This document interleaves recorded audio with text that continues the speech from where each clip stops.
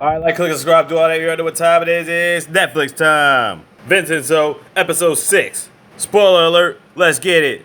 So last where we left off, we're getting ready for the trial. And as the judge is getting ready, she runs into one of the plaza attendants by accident and spreading something on him. So we're thinking to ourselves, what is she smearing on him? Well, anyway, after that, he has a conversation with Myung-hee, who we learned that the Babel company has already bribed the judge. Them niggas already fighting dirty. In the courtroom, they got water coming from the ceiling. Okay, now a couple things happen in the courtroom. Child pretends to have anxiety attacks and then she collapses in the courtroom. The judge slips on some tarp before entering his seat. Then all of a sudden the lights go out, who we find Cho and his crew was responsible for. Then we find out the tenant couple has hornets in their jackets, which they released into the courtroom. Now why did the hornets go straight for the judge? Because of a mixture of honey and water that was smeared in the judge's faces earlier. Vin obviously knew the judge was paid off. So what was the purpose in all this? To basically postpone the case for another week, which the judge ended up doing because frankly he couldn't even speak honestly. Seung-hyuk's like, alright, I see you niggas. Myung-hee's obviously pissed off. Cha's basically like, hey, you gotta fight fire with fire. So everybody's about to go celebrate a small victory, but Vin's got something else to do real quick. Vin leaves to go visit his mom, Oi, who's doing a little bit better now. He tells her only visited out of respect to Lee Chan, but then he says this is the last time he's gonna see her. The crazy thing is she still doesn't know that Vincenzo is actually her son. But obviously before Lee Chan died, as you know,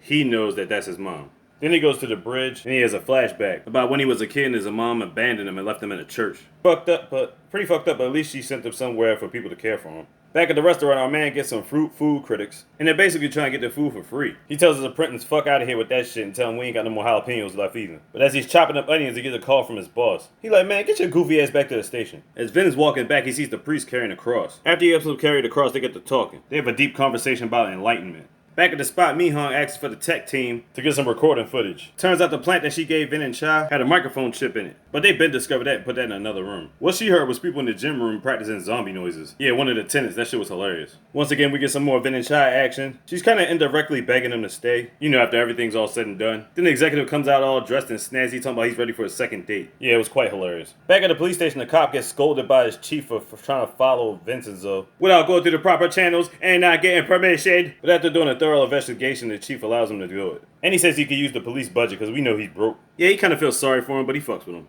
Vin and Cha go out for drinks and they talk about the events that occurred. Then he gets up close to her and tells her a secret. Vin actually tells Cha about the gold that's under the plaza. But because they've been drinking, Cha thinks he's just lying about the shit. Well, he can't say he didn't tell her. Then he gets a phone call from Cho. Cho has sent them some equipment to be able to detect the gold to see if it's still there. They also detect to see if the electricity is still functional for the detonators that they already put in the building. Because once they finally get the gold, they're going to demolish the building. Vin's going down to the Buddhist room, not realizing the cop is following behind him. He starts checking the floor. When the cop sees him, it looks like he's praying. He doesn't see the equipment, so the cop just thinks he's repenting for his sins. What really happened was a drop of sweat landed on the equipment and ended up shocking him, and that's why he was in that position. But like I said, thankfully for him, he didn't see the equipment. The cop didn't see it. Back at the restaurant, all the tenants are eating, and they're all at the point where they can fully trust Vincenzo, because he's going to buy him a whole complex for all of them to live in. But you know, all he's trying to do is get the gold and put him in a safe place when he destroys the building. Then all of a sudden, this homeless guy walks in talking about he'll give him some valuable information as long as he gets some food. The cop's about to write up his report, but then he has second thoughts because he's judging Vin's morality. Next day, all the tenants are just looking at the building, reflecting. But why? Is it because they're about to get a new spot? And what did that homeless man tell them? Back at the office, Seung-hyuk's been doing his research on Vin, and he's like looking at it like, man, this guy's squeaky clean, huh? But he ain't that stupid. He knows something's up. Vin and Cha are talking to the jury to make sure they get their questions straight and everything like that. And he knows the judge go throw him some bullshit questions too, so he's getting prepared for that also. Meanwhile, Myung and the crew riding towards the office to get this meeting done. And now the meeting. Seung pulls up this graphics chart explaining lineage and history. And then he drops the bombshell. He tells him he's actually the head of the company and that Wang is actually his brother. Boss all confused like, oh god, I've been treating you like shit the entire time. Sorry, sir.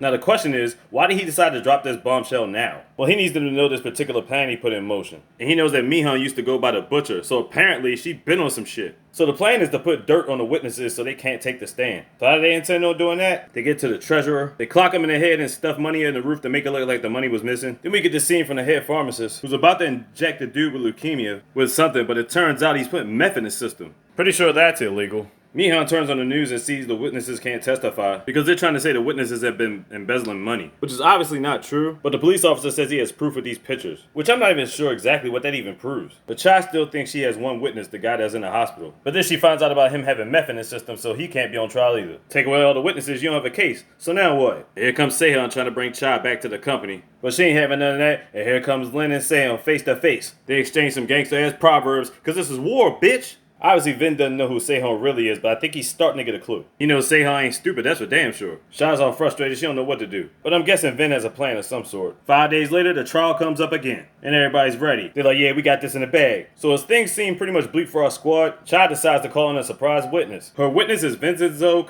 himself. Now, why he was going in handcuffed, I don't know. When was he handcuffed? When did he get locked up? Well, bottom line, an unexpected turn of events, Vin is going to be the testifier. Things are really starting to heat up during the trial. So ready for episode 7. Slick DZ out the heezy, Mr. Ow, big. Could you goddamn slogan?